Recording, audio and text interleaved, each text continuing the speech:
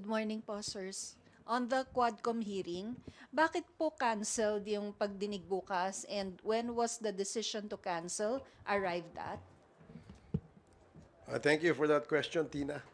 Uh, the Quadcom chairs are already contemplating since last week to move the scheduled Wednesday Quadcom hearing, no, for several reasons. First reason, yung aming if you recall, no, lagi namin sinasabi kapag may mga witnesses, we want them to execute affidavits.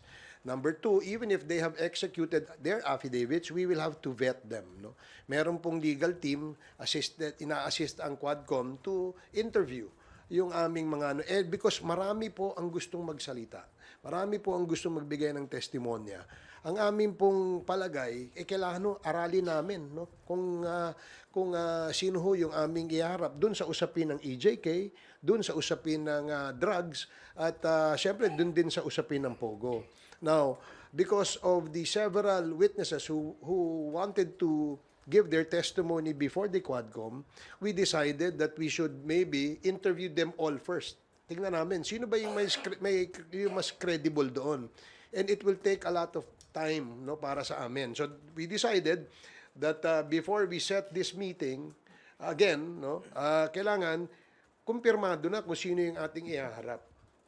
Sino yung mga witnesses na pwedeng magbigay ng kanilang salaysay na ika nga ay may credibility.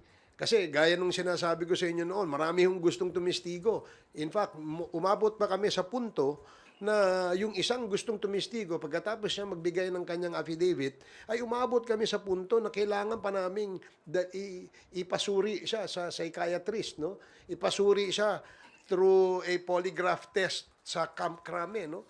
Para malaman namin kung ito ba'y nagsasabi ng totoo. Hindi ho madali, no? Magpresenta ng witnesses. Kaya napag-usapan nga namin, kagaya ho kahapon, kahapon ng hapon, na-decide na ho namin na i-cancel yung aming meeting supposedly for tomorrow, ngayong Wednesday, November 13, to give us more time hanggang next Thursday to interview, to set up our agenda, at tapusin po lahat ng pwede naming ma-interview.